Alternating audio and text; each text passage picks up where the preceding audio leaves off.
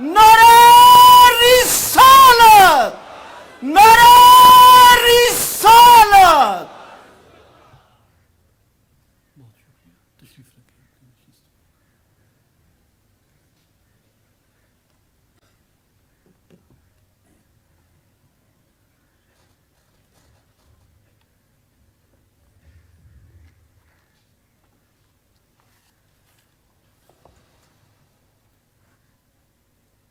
الحمد للہ رب العالمین، الصلاة والسلام علی خاتم النبیین وعلی آلہ وصحبہ اجمعین۔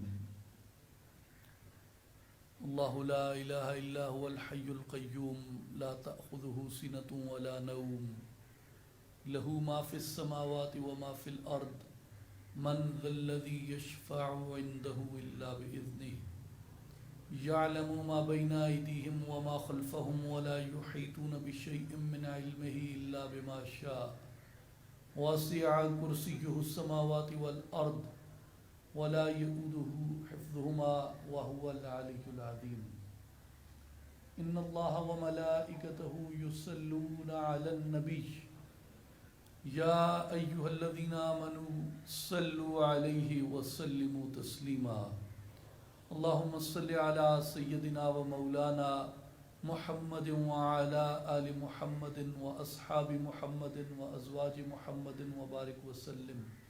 بآواز بلند پڑھیے الصلاۃ والسلام علیک یا سیدی یا رسول اللہ وعلى آلک واصحابک یا حبیب اللہ۔ قابل احترام بزرگوں، بھائیوں، ساتھیوں، مہمانان گرامی، السلام علیکم ورحمۃ اللہ وبرکاتہ۔ بندہ ناچیز، سب سے پہلے آپ تمام بزرگوں کو، بھائیوں کو اور ساتھیوں کو اصلاحی جماعت و عالمی تنظیم العارفین دربار عالیہ سلطان العارفین حضرت سخی سلطان باہو رحمۃ اللہ تعالی علیہ کی جانب سے خوش آمدید کہتا ہے، آپ کا خیر مقدم کرتا ہے، اور یہ اپنے لیے سعادت جانتا ہے کہ آج کی اس بابرکت تقریب میں ہم سب جمع ہوئے، اپنی اصلاح نفس کے لیے اللہ اور اس کے رسول صلی اللہ علیہ وآلہ وسلم کے پیغام کو سننے کے لیے اور اللہ کے ذکر کے لیے اور اس کی رحمتوں اور اس کے برکتوں کے حصول کے لیے۔ اور سب سے بہترین چیز جس پہ لوگ جمع ہوں وہ اللہ اور اس کے رسول کا نام ہے، اور سب سے بہترین چیز جس کی طلب لوگ کریں وہ اللہ جل شانہ کی طلب ہے، اور سب سے بہترین ذکر جو لوگوں کو کرنا چاہیے وہ اللہ جل شانہ کا ذکر ہے۔ اور قبر میں جب انسان تنہا جاتا ہے، بغیر کسی دولت کے، بغیر کسی کھانے پینے کے، بغیر زر و مال کے، بغیر کسی رشتہ دار کے، تو قبر میں بھی انسان کو اگر کوئی چیز نفع دیتی ہے، کام آتی ہے، تو وہ اللہ کا نام ہے، جس سے انسان کی قبر میں روشنی ہوتی ہے، انسان کی قبر میں اجالا ہوتا ہے۔ میرے بھائیوں اور بزرگوں، اللہ تبارک و تعالی کی طلب دنیا کے اندر ہر طلب سے اعلیٰ ہے، اور اللہ تبارک و تعالی کی محبت کائنات کی ہر محبت سے اعلیٰ ہے، اور اللہ تبارک و تعالی سے عشق कायनात के हर इश्क से आला है, और जिन्हें उसकी लो लग जाती है,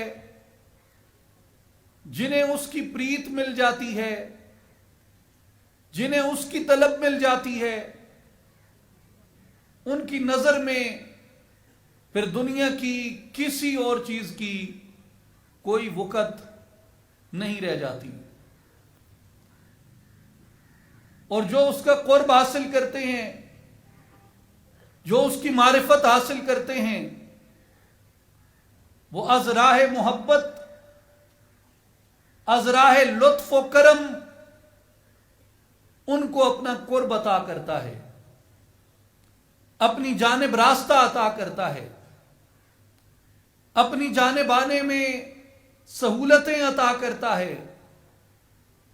और वो लोग उसकी राह में आने वाली आजमाइशों को भी रहमत जानते हैं, उसकी राह में आने वाली मुश्किलात को भी रहमत जानते हैं, उसकी राह में आजमाए जाने को भी उसकी रहमतों और उसके इनामात में से समझते हैं। मेरे भाइयों और बुजुर्गों, अल्लाह तबारक व तआला अपनी शान के मुताबिक अपने मुकर्रब बंदों पे अपना फजलो इनाम करता है, वगरना बंदे की ये सिकत नहीं, बंदे की ये ताकत नहीं, बंदे में ये ताब नहीं कि उसके कुर्ब को बर्दाश्त कर सके, उसके अनवार को बर्दाश्त कर सके। और जैसा कि हम सभी जानते हैं कि न उसको वहम पा सकता है, न उस तक फहम पहुंच सकता है, न उस तक वहम को रसाई है, न उस तक फहम को रसाई है। शेखुल अकबर मुहय्युद्दीन सैयदना इमाम इब्नुल अरबी क़द्दस सिर्रुहुल अज़ीज़ फरमाते हैं कि लोग दो जरियों से उसे पाने की कोशिश करते हैं। कुछ लोग अक्ल के जरिए उसे पाने की कोशिश करते हैं, और कुछ लोग कश्फ के जरिए उसे पाने की कोशिश करते हैं। फरमाया जो अक्ल के जरिए उसे पाने की कोशिश करते हैं वो भी इस नतीजे पे पहुंचते हैं कि वो अपनी महदूद अक्ल, जिसका एक आगाज मालूम है, जिसकी इंतहा मालूम है, जिसकी हद मालूम है, जिसकी कैद मालूम है, वो अपनी इस अक्ल के जरिए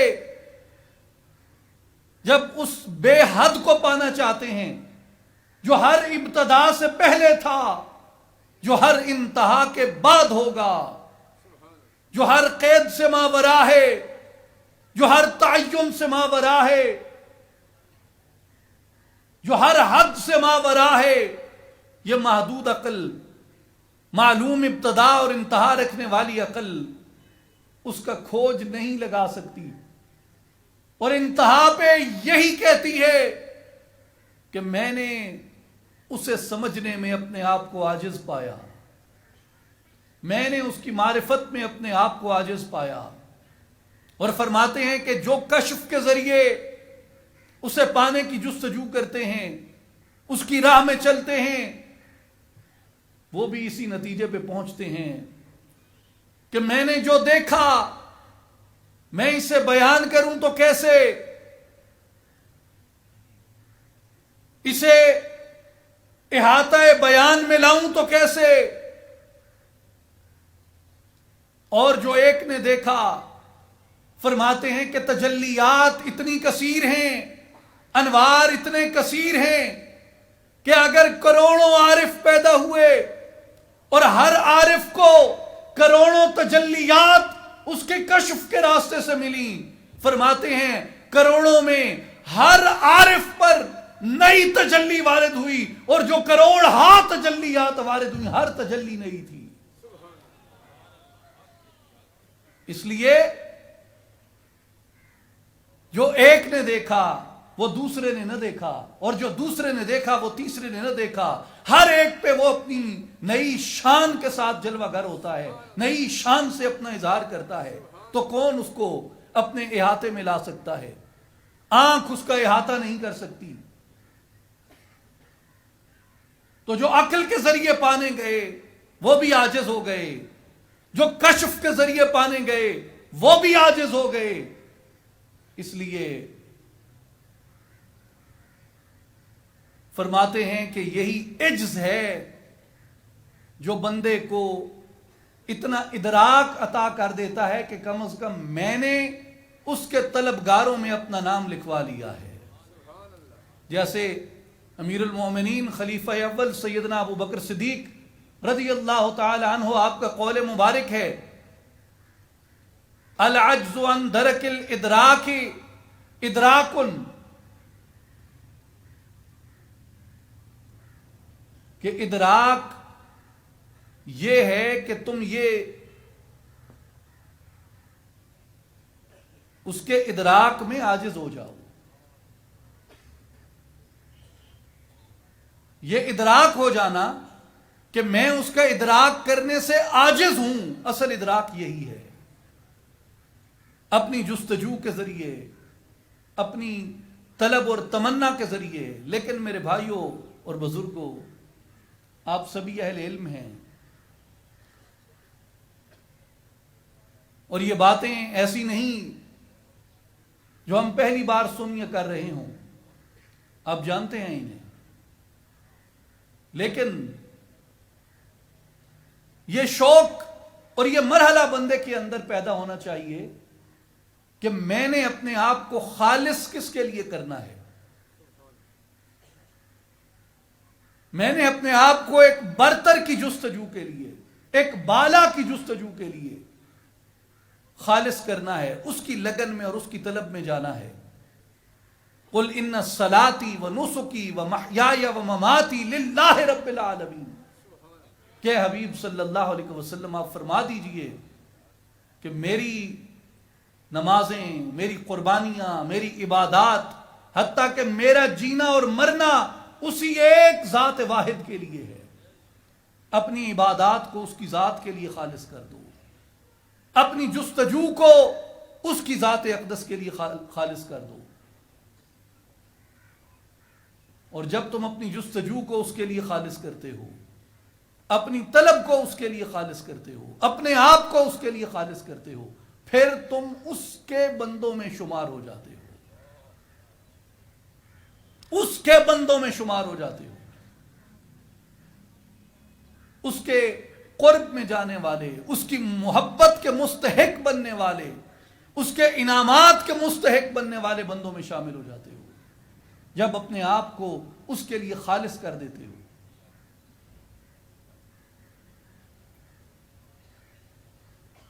وہ فرماتا ہے وَهُوَ مَعَكُمْ أَيْنَمَا كُنْتُمْ،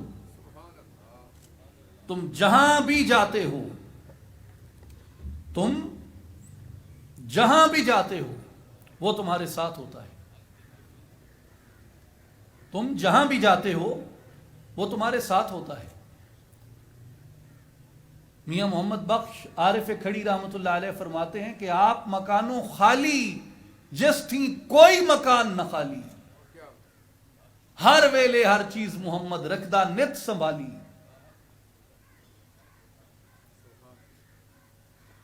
تم جہاں بھی جاتے ہو ہر جگہ پہ اس کو پاتے ہو، اور وہ تمہارے ہر حال سے، ہر احوال سے باخبر ہے، اور تمہارے پاس پھر ایک ہی راستہ بچتا ہے کہ تم اس کی ذات اقدس کے ساتھ اس کی رحمت سے اپنا تعلق استوار کرو، کیونکہ وہ بے حد ہے، لا انتہا ہے، ذوالجلال والاکرام ہے۔ تو اس کے ساتھ بندے کا تعلق کیسے قائم ہو جبکہ بندے کی حد ہے، بندہ اس وجود کی قید میں ہے، اس کی عمر کی ابتدا بھی معلوم ہے، اس کی عمر کی انتہا بھی معلوم ہے، تو یہ اتنی قیدوں میں مقید، اتنی حدود کا پابند، اس لا انتہا سے، اس لا تعین سے کیسے اپنا تعلق استوار کر سکتا ہے؟ جہاں وہ مقام ہے کہ جبریل امین جیسا مقرب فرشتہ بھی ایک مقام پہ پہنچ کے رک جاتا ہے.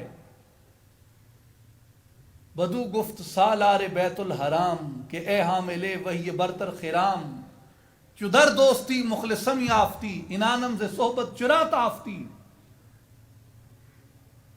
وہاں پھر محبوب مصطفیٰ علیہ الصلوۃ والسلام نے فرمایا کہ جبریل اتنی رفاقت رہی میرے ساتھ، یہاں آ کے تو نے اپنے پرواز کی باغیں کیوں تھام لی؟ تو جبریل امین عرض کرتے ہیں یا رسول اللہ صلی اللہ علیہ وسلم، اگر یک سرے منہ برتر پرم فروغ تجلا میں سوزد پرم، اگر میں یہاں سے ایک پر کی نوک کے برابر بھی آگے بڑھتا ہوں تو تجلیات کی کثرت میرے پروں کو جلا دے گی.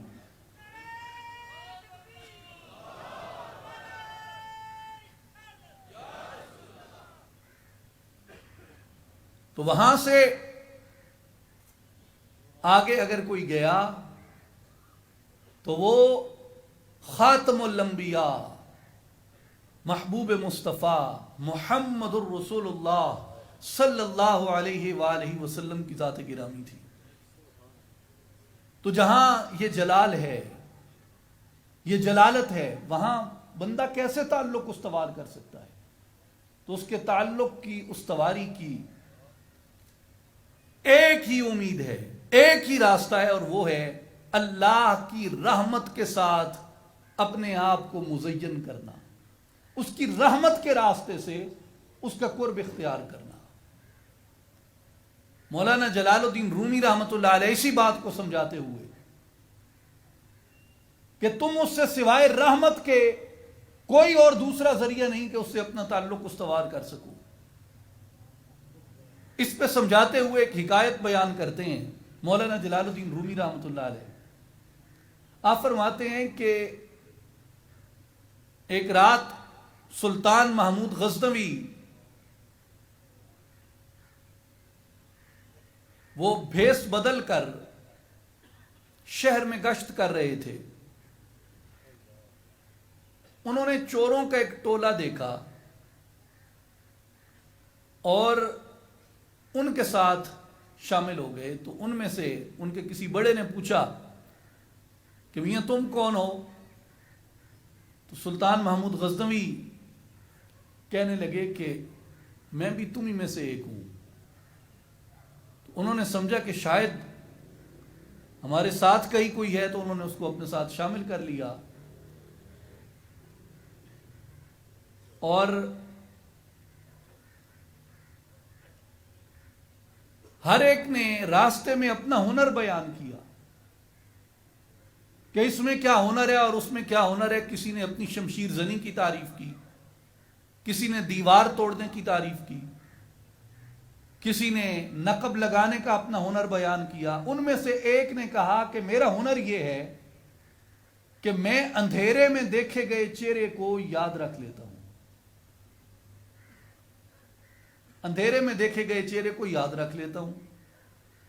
تو انہوں نے جب سلطان سے پوچھا، جو ڈاکو کے روپ میں تھے ان کے ساتھ بھیس بدل کے تھے، کہنے لگے کہ آپ کا کیا ہنر ہے؟ انہوں نے کہا کہ میرے پاس، اس کے پاس تو ہنر یہ ہے نا کہ اس کی آنکھ اندھیرے میں دیکھی گئی شکل کو پہچان لیتی ہے.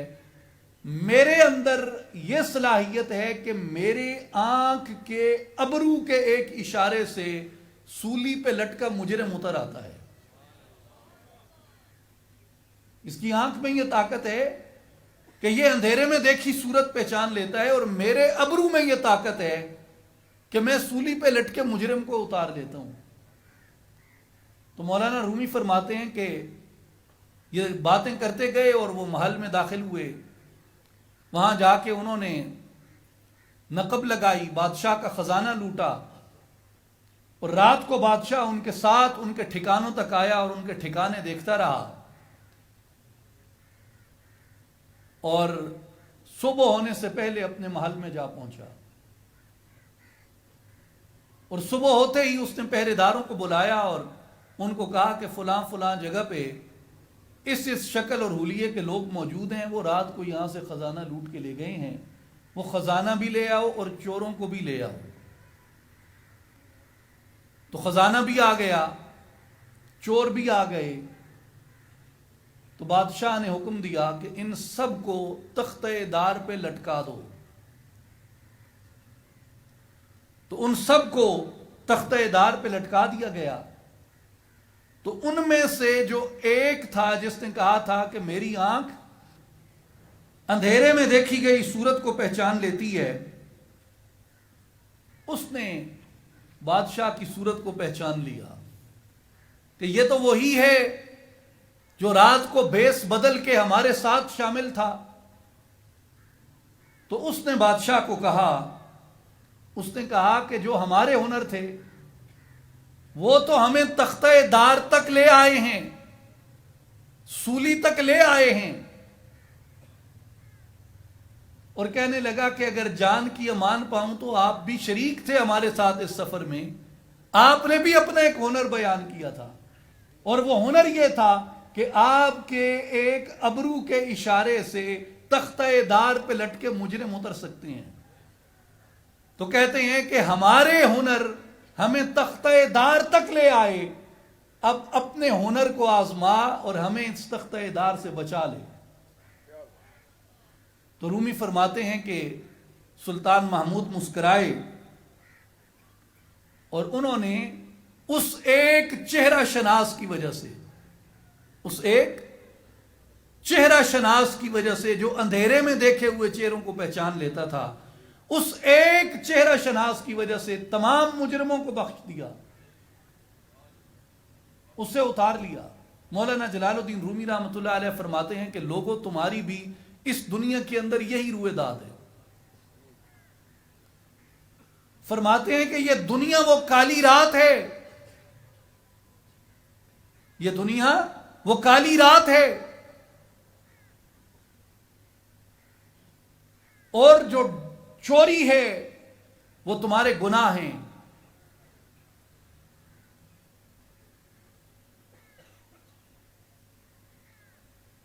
جو چوری ہے وہ تمہارے گناہ ہیں، اور جو چہرہ شناس ہے، جو اندھیرے میں دیکھا گیا چہرہ پہچان لیتا ہے، وہ شخص ہے جسے دنیا میں اپنے نقائص کے باوجود، اپنے عیبوں کے باوجود کسی حد تک اتباع نصیب ہوئی اور اس نے اللہ کی رحمت کو پہچان لیا۔ فرماتے ہیں کہ ایک رحمت کو پہچاننے والا 100 مجرموں کی سفارش سلطان کے سامنے کر سکتا ہے۔ ایک رحمت پہچاننے والا 100 مجرموں کو وہ تختہ دار سے اتروا سکتا ہے، بشرطے کہ وہ اس کی رحمت کا ادراک رکھتا ہو، اس کی رحمت سے تعلق رکھتا ہو۔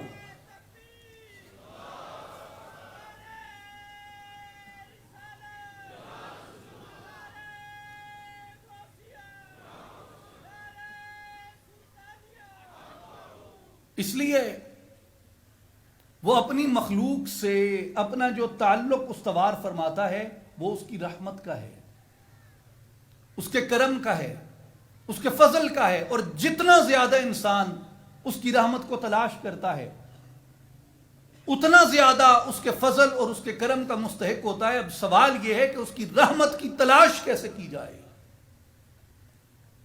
تو اس کے 2 راستے ہیں، ایک راستہ فکر میں ہے اور ایک راستہ عمل میں ہے،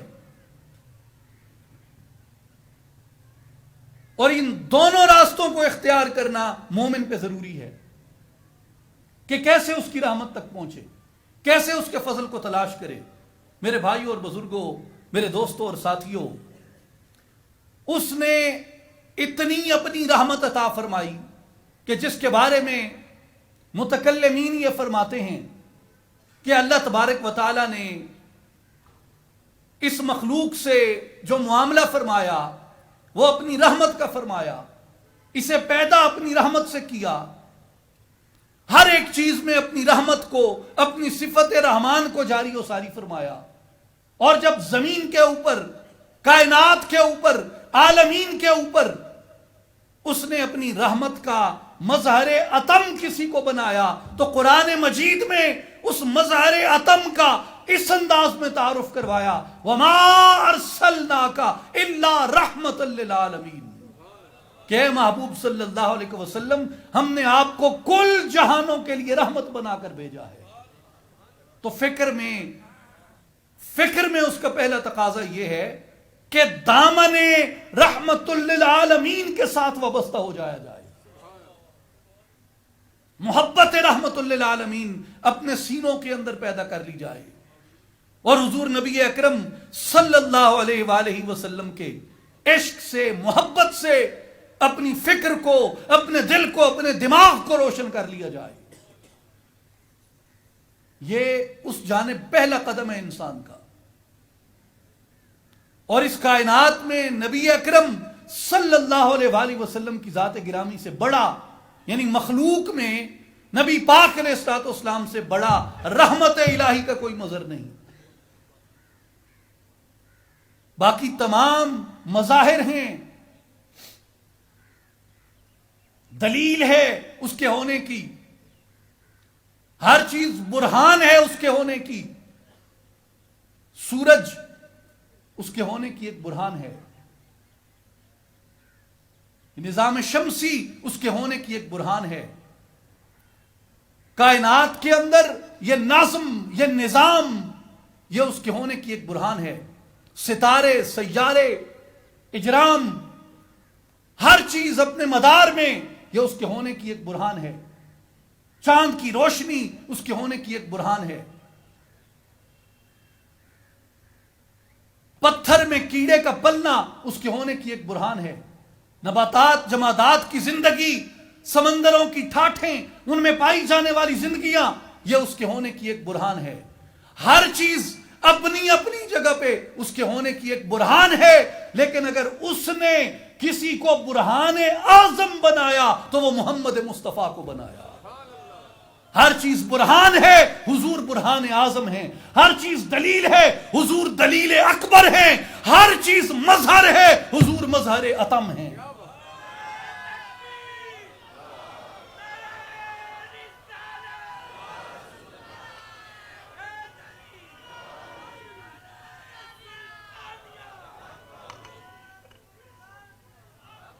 ہر چیز برہان ہے، حضور برہان اعظم ہیں. ہر چیز دلیل ہے، حضور دلیل اکبر ہیں. ہر چیز مظہر ہو سکتی ہے مگر حضور مظہر عتم ہیں. میرے بھائیوں اور بزرگوں، اس لیے اس نے جہاں اپنی ربوبیت کو آفاقیت کے ساتھ متعارف کروایا، عالمگیریت سے متعارف کروایا، الحمدللہ رب العالمین، کہ سب تعریفوں کے لائق وہی ہے اللہ. کون؟ جو رب ہے تمام جہانوں کا. اور جب محبوب مصطفیٰ علیہ الصلوۃ والسلام کو متعارف کروایا تو حضور کی رحمت کو بھی عالمگیریت اور آفاقیت کے ساتھ متعارف کروایا کہ وما ارسلناک الا رحمت للعالمین. خدا کی خدائی کی وسعت جہاں تک محمد کی ہے، شان رحمت وہاں تک. تو فکر میں مومن پہ لازم ہے کہ سب سے پہلے اپنے دل کو، دماغ کو، سوچ کو، تصور کو، خیال کو، ہر ایک چیز کو حضور نبی پاک علیہ الصلوۃ والسلام کی ذات اقدس سے وابستہ کر لے.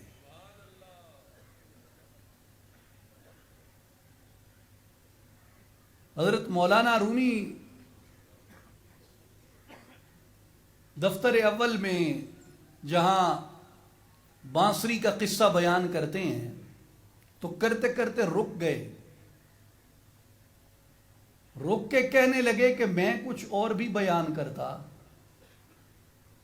لیکن سماعتوں میں وہ ذوق نہیں ہے، دلوں میں وہ شوق نہیں ہے، تو کیسے بیان کروں. کیسے بیان کروں؟ میرے بھائیوں اور بزرگوں، اب معلوم نہیں کہ کس حد تک اس مادیت کے دور میں، افرتفری کے دور میں، نظریاتی اور فکری التباس کے دور میں، آئیڈیالوجیکل کنفیوژنز کے اس دور میں ہم کہاں تک اس بات کو پہنچ سکتے ہیں اور کہاں تک اس بات کو حاصل کر سکتے ہیں۔ لیکن یہ حقیقت ہے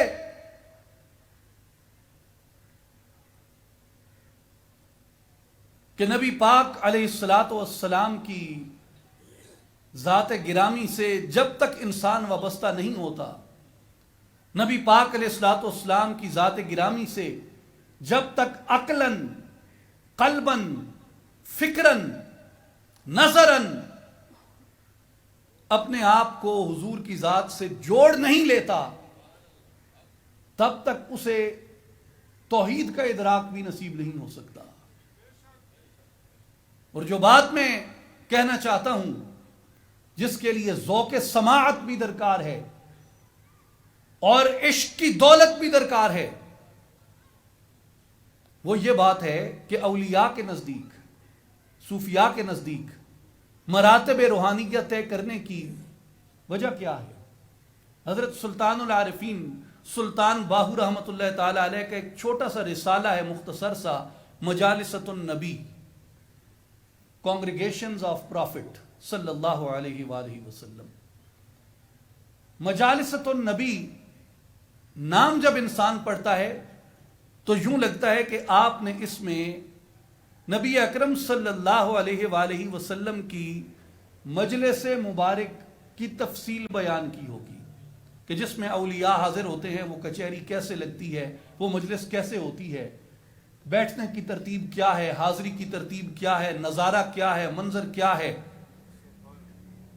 اولیاء نے یہ تفاصیل بیان بھی کی ہیں، ساری یہ تفصیلات بیان کی ہیں۔ تو اس کتاب کا عنوان پڑھ کے لگا کہ شاید یہ اسی متعلقہ ہو، لیکن جب کتاب کو پڑھا تو اس میں مجلس نبوی صلی اللہ علیہ وآلہ وسلم کی بظاہر کوئی تفصیل موجود نہیں۔ تو حیران ہوا کہ اس کی کیا وجہ ہے، حالانکہ نام مجالست النبی ہے مگر مجلس نبوی کی کوئی تفصیل نہیں۔ تو اس کتاب میں تھوڑا غور کریں۔ اس کتاب میں بنیادی طور پہ مجلس نبوی کی تفصیل نہیں ہے، بلکہ مجلس مصطفیٰ صلی اللہ علیہ وآلہ وسلم تک پہنچنے کا طریقہ اور اس کا میتھڈ بیان کیا گیا۔ آپ نے فرمایا ہے کہ دو چیزیں ہیں، ایک ہے نبی اکرم صلی اللہ علیہ وآلہ وسلم کے چہرہ انور کی زیارت کرنا، یہ حضوری کی، مجلس کی، کچہری کی پہلی منزل ہے کہ بندہ نبی پاک صلی اللہ علیہ وآلہ وسلم کے چہرہ انور کا دیدار کر لے۔ اور اللہ تعالی ہم سب مسلمانوں کو موت سے پہلے حضور اکرم صلی اللہ علیہ وآلہ وسلم کے چہرہ مبارک کی زیارت نصیب فرمائے۔ کل مومنین مومنات کو، مسلمین مسلمات کو اس فیض عظیم سے مالا مال فرمائے۔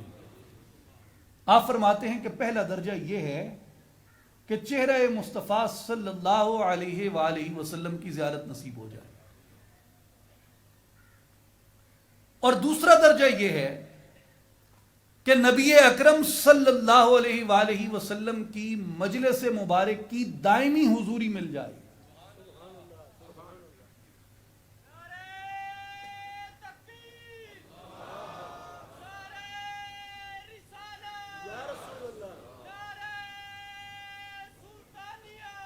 مجلس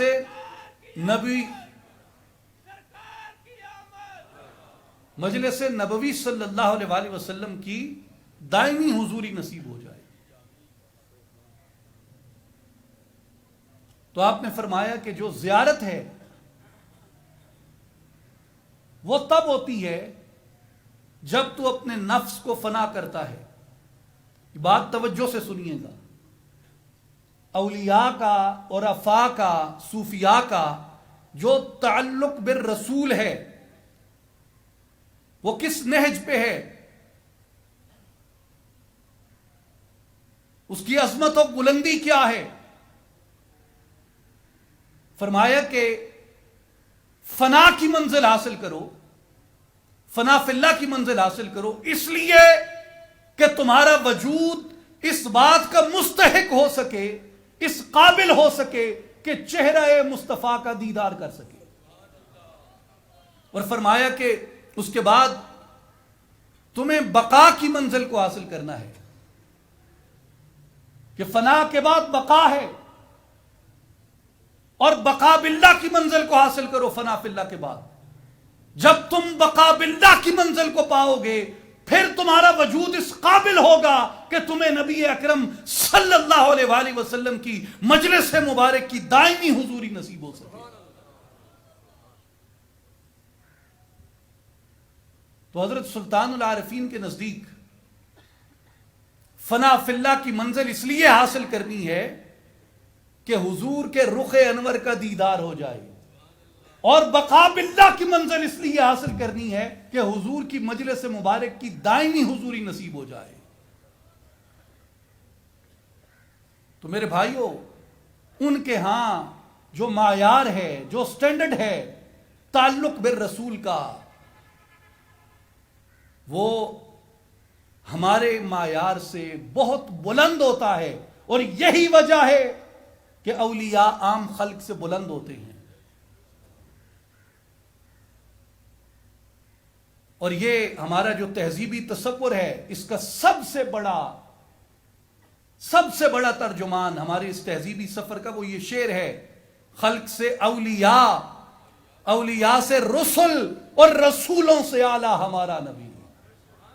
کہ یہ درجے ہیں، خلق سے اولیاء ہیں، پھر اولیاء سے اوپر رسل ہیں، اور رسل عظام میں اللہ تعالیٰ نے سب سے بڑی عظمت محبوب مصطفیٰ علیہ السلام کو عطا فرمائی۔ تو فکراً مومن پہ لازم ہے کہ اگر وہ رحمت الہی سے حصہ چاہتا ہے، رحمت الہی کی خیرات چاہتا ہے، رحمت الہی کا مظہر بننا چاہتا ہے، تو فکراً سب سے پہلے محبت مصطفیٰ کو اختیار کرے، حضور کے دامن رحمت سے وابستہ ہو جائے۔ اس کے بعد عملاً مومن کے لیے کیا راستہ ہے؟ جو عمل کا راستہ ہے اس کے لیے کہا گیا ہے کہ تخلقوا باخلاق اللہ، اپنے آپ کو اخلاق الہیہ سے متخلق کر لو، اور صفات الہیہ سے متصف کر لو۔ بعض صفات اس کی صفات جلال ہیں، اور بعض صفات اس کی صفات جمال ہیں۔ تو مومن پر یہ لازم ہے کہ وہ صفات جمال سے حصہ حاصل کرے، جیسے وہ سخی ہے اور واپسی کے صلے اور واپسی کی توقع کے بغیر اپنے بندوں کو عطا کرتا ہے۔ تو اس درجے پہ پہنچ کے ہمارے اوپر یہ لازم ہو جاتا ہے کہ ہم ایسی سخاوت اختیار کریں جو بلا تخصیص ہو، بلا تخصیص رنگ و نسل و مذہب، بلا تخصیص علاقہ و خطہ، بلا تخصیص زبان، بلا تخصیص فرقہ، جو بھی مستحق نظر آئے اس پہ سخاوت کی جائے، اور صلے اور واپسی کی توقع کے بغیر کی جائے۔ یہ صفت الہیہ ہے۔ وہ عیب ڈھانپتا ہے، ستار العیوب ہے، تو لوگوں کے عیب ڈھانپے جائیں، ان کے بھی جو اپنے ہیں اور ان کے بھی جو بیگانے ہیں۔ وہ معاف کرتا ہے تو معاف کیا جائے، ان کو بھی جنہوں نے چھوٹے گناہ کیے اور ان کو بھی جنہوں نے بڑے گناہ کیے، ان کو بھی جو میرے تھے، ان کو بھی جو میرے نہیں ہیں۔ یہ اس کی شان رحمت ہے، اور مومن پر یہ لازم ہے کہ وہ ان صفات جمال سے حصہ حاصل کرے. جیسے علامہ اقبال رحمۃ اللہ علیہ فرماتے ہیں کہ رنگ او برکن مثال او شوی، در جہاں عکس جمال او شوی. اس کی رحمت کا رنگ اپنے اوپر اوڑھ لے اور اس کی رحمت میں رنگ جا. در جہاں عکس جمال او شوی، اور اس دنیا کے اندر اس کی رحمت کے جمال کی تصویر بن جا. جو اس کی رحمت کو دیکھنا چاہے، تیرے کردار سے تیرے معبود کی رحمت نظر آنی چاہیے. تیرے کردار سے تیرے معبود کی رحمت نظر آنی چاہیے. میرے بھائیوں اور بزرگوں، یہ وہ راستہ ہے عمل کا جس کے ذریعے بندہ اس کی رحمت کے قریب ہوتا ہے. لیکن اس میں بھی بندے کو درکار کیا ہے؟ ایک وصف جو اسے بندے کو بندہ بناتا ہے. اور عفا اور اولیاء بیان کرتے ہیں کہ نبی پاک علیہ الصلوۃ والسلام شب معراج جب اللہ پاک کی بارگاہ میں حاضر ہوئے تو مالک کو خالق کائنات نے فرمایا، حبیب، دوست کے پاس آتا ہے تو کوئی تحفہ لے کے آتا ہے. آپ میری بارگاہ میں آئے ہیں تو کیا تحفہ لے کے آئے ہیں؟ عرض کی، مولا تیری بارگاہ میں وہ تحفہ لے کے آیا ہوں جو تیری بارگاہ میں نہیں ہے. فرمایا، حبیب، میں خالق کل، مالک کل، رازق کل، کون سی ایسی چیز ہے جو میری بارگاہ میں نہیں؟ عرض کی، مولا تیری بارگاہ میں کبریائی ہی کبریائی ہے، عظمت ہی عظمت ہے، بڑائی ہی بڑائی ہے، جلال ہی جلال ہے. میں تیری بارگاہ میں عاجزی کا تحفہ لے کے آیا ہوں کہ سوائے عاجزی کے کوئی ایسی چیز نہیں جو میں تیرے سامنے پیش کروں. تو بندے پر اس کی رحمت کا متلاشی ہونے کے ناطے یہ عائد ہو جاتا ہے کہ وہ اس کی بارگاہ میں عجز کے راستے سے آئے، عاجزی کے راستے سے آئے، انکساری کے راستے سے آئے، جھکنے کے راستے سے آئے، خشوع اور خضوع کے راستے سے آئے. اسے رکوع کیوں پسند ہیں؟ اسے سجدے کیوں پسند ہیں؟ نماز تو ساری ہی برکت ہے، نماز تو ساری ہی ذکر ہے، لیکن چہرے کی روشنی، قرآن کہتا ہے سیماہم فی وجوہہم من اثر السجود. عبادت ساری اسی کی ہے، ذکر سارا اسی کا ہے، چہرے میں نور سجدے سے آتا ہے. سیماہم فی وجوہہم من اثر السجود، اس لیے کہ سجدہ انتہائے عجز ہے، اس لیے کہ سجدہ انتہائی انکسار ہے. تو اس کی بارگاہ میں بندہ عاجزی کے ذریعے سے جاتا ہے، مخلوق پر رحمت کے ذریعے سے جاتا ہے. اور جو مخلوق پہ رحم کرتا ہے مولا اس پہ رحم کرتا ہے. جو مخلوق پہ کریم ہو جاتا ہے مولا اس پہ کریم ہو جاتا ہے. جو مخلوق پہ سخاوت کرتا ہے وہ مہربان غفور الرحیم اس پہ سخاوت کرتا ہے. اس لیے کہا گیا کہ جو مستحق ہے اسے بھی دو تاکہ تمہیں وہ ملے جس کے تم مستحق ہو، اور جو مستحق نہیں ہے اسے بھی دو تاکہ تمہیں وہ ملے جس کے تم بھی مستحق نہیں ہو.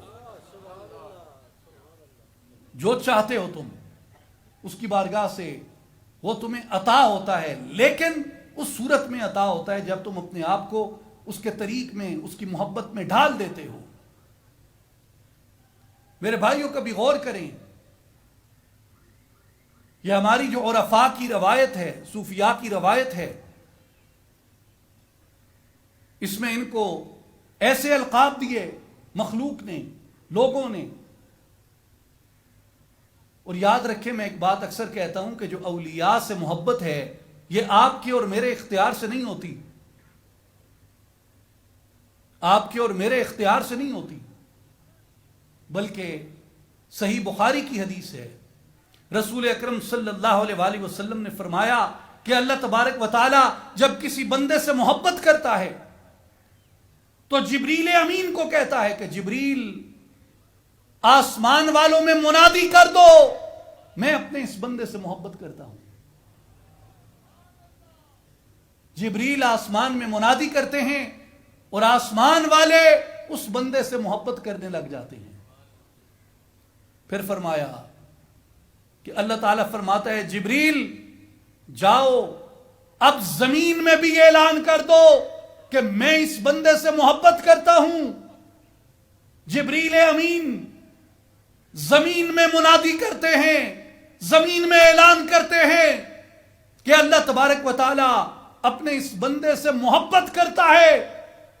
ثم یودع له القبول فی الارض، پھر اس بندے کے لیے زمین میں بھی محبت رکھ دی جاتی ہے۔ تو اولیاء سے جو محبت کی جاتی ہے یہ ہم اپنی مرضی سے نہیں کرتے، جبریل کی منادی کا اثر ہوتا ہے۔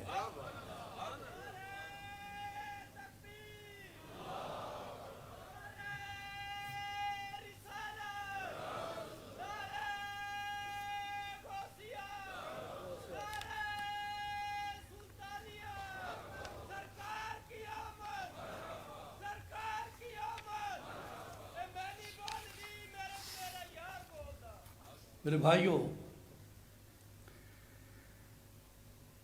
اس لیے ان لوگوں سے جو محبت ہے وہ ہم اپنے اختیار سے نہیں کر رہے ہوتے، وہ جبریل کی منادی ہے۔ اور آپ کبھی غور کریں ان کے القاب میں، فرید الدین گنج شکر، علی بن عثمان حجویری داتا گنج بخش، نام تو ہے محمد باہو لیکن مشہور ہے سخی سلطان باہو۔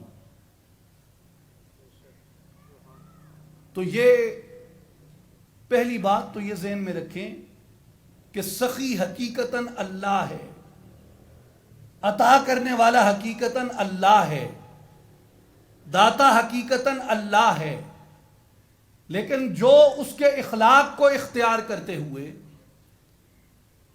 اس کی صفت کو اختیار کرتے ہوئے مخلوق میں بانٹتے ہیں، مخلوق کو دیتے ہیں، مخلوق میں تقسیم کرتے ہیں، یہ آواز خلق نقارہ خدا ہوتی ہے کہ لوگ یہ اعلان کرتے ہیں کہ یہ وہ بندہ ہے جو اپنے خالق کے اخلاق سے متخلق اور اس کی صفت سے متصف ہے، اس لیے یہ سخی ہے۔ اس لیے جتنے اولیاء ہیں، جو بھی ولی ہوتا ہے وہ سخی ہوتا ہے، اور بخیل کبھی ولی نہیں ہو سکتا، ولی کبھی بخیل نہیں ہو سکتا۔ ولایت اور سخاوت اسی لیے لازم و ملزوم ہے، رحم اور ولایت اسی لیے لازم و ملزوم ہے، شفقت و ولایت اسی لیے لازم و ملزوم ہے کہ یہ رحمت کا راستہ ہے، یہ محبت کا راستہ ہے، اس میں جبر نہیں ہے، اس میں سختی نہیں ہے، اس میں تشدد نہیں ہے، اس میں زبردستی نہیں ہے، اس میں اکراہ نہیں ہے، اس میں لاٹھی اٹھا کے عبادت پہ مجبور کرنا نہیں ہے،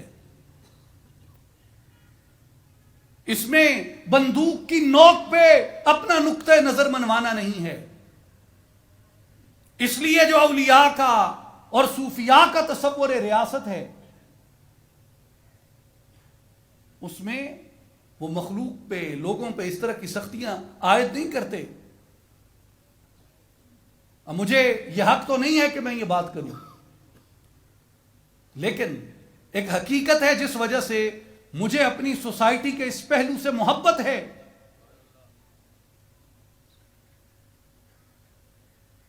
کہ ہمارے ملک کے اندر جو معاشرہ ہے، اس میں باوجود ہزار خرابیوں کے یہ لازم ہے کہ لوگوں کو یہاں پہ اپنے عقیدے کو، اپنے نقطۂ نظر کو اپنی آزادی سے پریکٹس کرنے کی اجازت ہے، اور کسی پہ زبردستی نہیں ہے، بندوق کی نوک نہیں ہے، ریاست کا جبر نہیں ہے.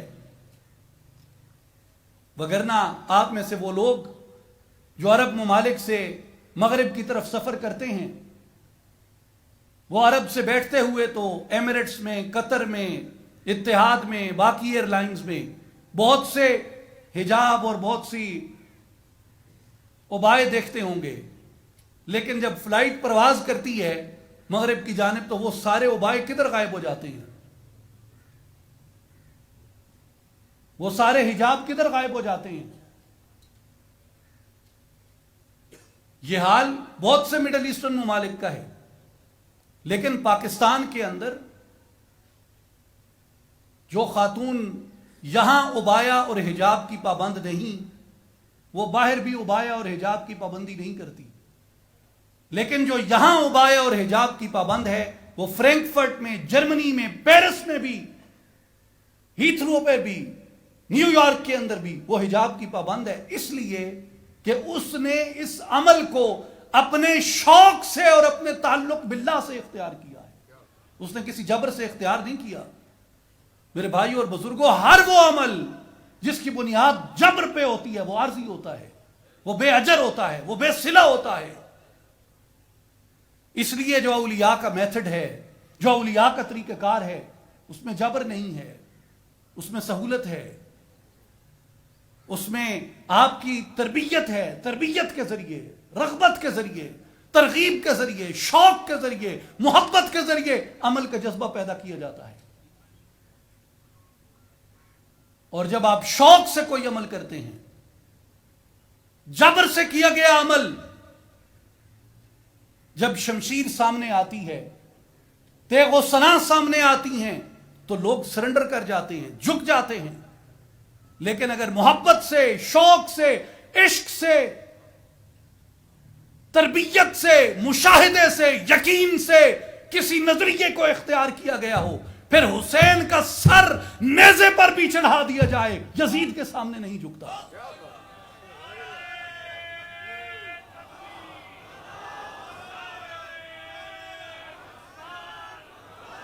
اس لیے عمل ہے ہی وہ جو آپ شوق سے اختیار کریں، عمل ہے ہی وہ جو آپ محبت سے اختیار کریں، عمل ہے ہی وہ جو آپ رغبت سے اختیار کریں، عمل ہے ہی وہ جو آپ تربیت سے اختیار کریں. اس لیے میرے بھائی اور بزرگوں، جو رحمت کا راستہ ہے یہ ترغیب کا راستہ ہے، یہ رغبت کا راستہ ہے، یہ محبت کا راستہ ہے، یہ دل کو صاف کر کے لے جانے کا راستہ ہے. جس طریقے بچے کو بہلایا جاتا ہے، اسی طرح میرے بھائیوں اور بزرگوں، یہ جتنی رغبتیں دی گئی ہیں، کبھی جنت کی، کبھی مغفرت کی، کبھی حور و قصور کی، کبھی غلمانوں کی، کبھی باغات کی، کبھی شہد اور دودھ کی نہروں کی، کبھی صاف ستھرے مکانات کی، کبھی قبر کے اندر آسائشوں کی، کبھی قبر کے اندر ٹھنڈی ہواؤں کی، یہ ساری چیزیں رغبت کے طور پہ دی گئی، ترغیب کے طور پہ دی گئی کہ اس بندے کے اندر شوق پیدا ہو اور یہ میری طرف کشش اختیار کرے. لیکن انتہا کیا ہے؟ انتہا یہ ہے کہ میں عبادت جنت کے لیے نہیں کرتا، میں عبادت محض انعامات کے لیے نہیں کرتا، بلکہ میں عبادت اس لیے کرتا ہوں کہ یہ میرا حق بندگی ہے. اس نے جان دی، سانسیں دی، وجود دیا، ایگزسٹنس دی، یہ اس کا شکرانہ ہے کہ میں اس کے حضور سجدہ ریز رہوں، اور وہی اس قابل ہے، اسی کی محبت اس قابل ہے، اسی کا شوق اس لائق ہے کہ اس کو حاصل کیا جائے. میرے بھائیوں اور بزرگوں، یہ رحمت کا راستہ ہے. اس لیے کہا کہ اپنے آپ کو اس کی رحمت کا پیکر بناؤ. جب تم اپنے وجود میں یہ رحمت پیدا کرتے ہو تو زمین تم سے محبت کرتی ہے، زمین کی اشیاء تم سے محبت کرتی ہیں، زمین پہ رہنے والی ہر ایک چیز تم سے محبت کرتی ہے. صدیاں بیت جائیں لوگ تم سے محبت کرنا نہیں چھوڑتے، اس لیے کہ تم نے اپنے حق کے بندگی کو ادا کر کے اس کی صفت رحمان سے اپنے حصے کی خیرات پائی ہے. اور اس کا جو راستہ ہے ایک عقل کے ذریعے ہے، فکر کے ذریعے ہے، اور ایک عمل کے ذریعے ہے. عمل میں اخلاق سے، کردار سے اس چیز کو پیدا کرنا ہے، اور فکر میں دامن محبوب مصطفیٰ، محبت مصطفیٰ، عشق مصطفیٰ صلی اللہ علیہ وآلہ وسلم سے اپنے آپ کو وابستہ کرنا ہے. اور یہ پیدا ہوتی ہے چیز جب دل نرم ہوتا ہے، جب دل کے اندر طمانینت آتی ہے، جب دل کے اندر سکون آتا ہے. اور دل کے سکون کا جو ذریعہ ہے اور جو راستہ ہے وہ قرآن مجید بیان فرماتا ہے کہ الا بذکر اللہ تطمئن القلوب. اللہ کے ذکر سے دلوں کو اطمینان نصیب ہوتا ہے. اس لیے سلطان العارفین حضرت سخی سلطان باہو رحمۃ اللہ تعالی علیہ آپ یہ فرماتے ہیں کہ جب بندہ ذکر کرتا ہے تو بنیادی طور پہ وہ اپنے مالک کی جانب متوجہ ہو جاتا ہے. اور یاد رکھ، جب تو اس کی جانب متوجہ ہوا تو وہ تو پہلے ہی تیری جانب متوجہ ہے. اتصبرون وکان ربک بصیرا. اے بندے، تو ہی صبر کر کے بیٹھا ہے، تیرا رب تو تیری طرف دیکھ رہا ہے کہ کب یہ بندہ میری جانب رغبت اختیار کرتا ہے، کب یہ بندہ میری جانب راغب ہوتا ہے، کب یہ بندہ میری جانب آتا ہے. اور انسان اگر غور کرے تو اپنے عقل سے، اپنے بدن سے، اپنی روح سے، یعنی اپنی ہر حالت، جو حالت انسان کو عطا کی گئی، یعنی انسان ایک فزیکل بینگ ہے، انسان ایک انٹلیکچوئل بینگ ہے، انسان ایک اسپرچول بینگ ہے. تو اپنی بینگ کی ہر کنڈیشن میں، اپنے وجود کی ہر حالت میں اس پر لازم ہے کہ اپنے مولا کی طرف رجوع کرے، اپنے جسم کے ذریعے بھی، اپنی عقل کے ذریعے بھی، اور اپنی روح کے ذریعے بھی. تو اس کا راستہ جو حضرت سلطان باہو رحمۃ اللہ تعالی علیہ فرماتے ہیں، آپ فرماتے ہیں اس کا راستہ وہ اللہ تبارک و تعالیٰ کی عبادت، اس کی نماز، صوم و صلات کی پابندی کے بعد، شریعت مطہرہ کی پابندی کے بعد وہ اسم اعظم کے ذکر کا راستہ ہے. کہ جب آدمی اس ذکر کو اختیار کرتا ہے تو اس کا وجود بھی، یعنی اس کا جسم، اس کا جسد، اس کی عقل، اس کی سائیکالوجی، اس کی انٹلیکٹ، اور اس کی سول، اسپرٹ، اور اس کی روح اپنی بینگ کی ہر کنڈیشن میں، اپنے ہونے کی ہر حالت میں وہ اپنے مالک کی جانب متوجہ ہو جاتا ہے. اور جب اپنے ہونے کی ہر حالت میں وہ اپنے مالک کی جانب متوجہ ہوتا ہے تو یقین کر لو کہ اس کی طرف سے بھی تمہارے اوپر رحمتوں کی، انوار کی، انعامات کی بارش ہو رہی ہے.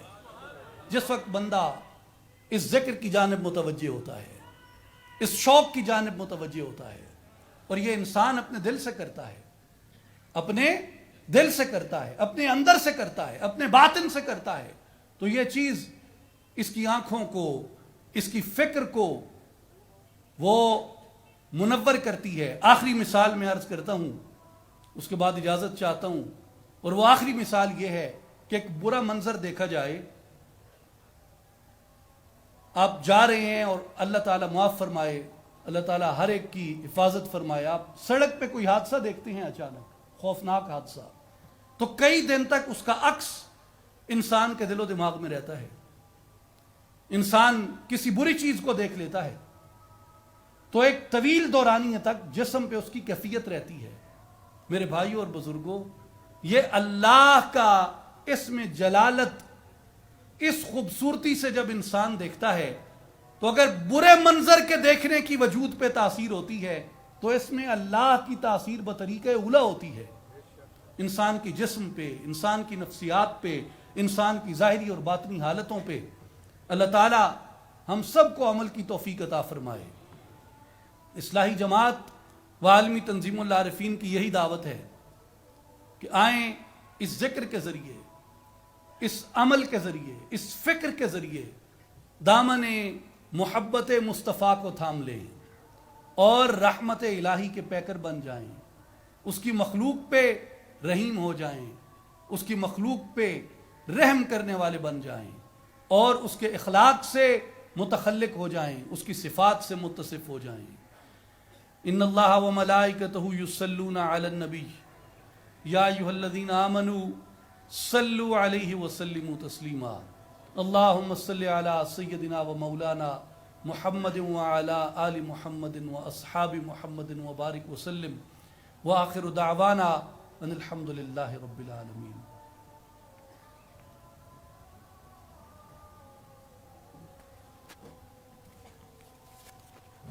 سامعین محترم، اب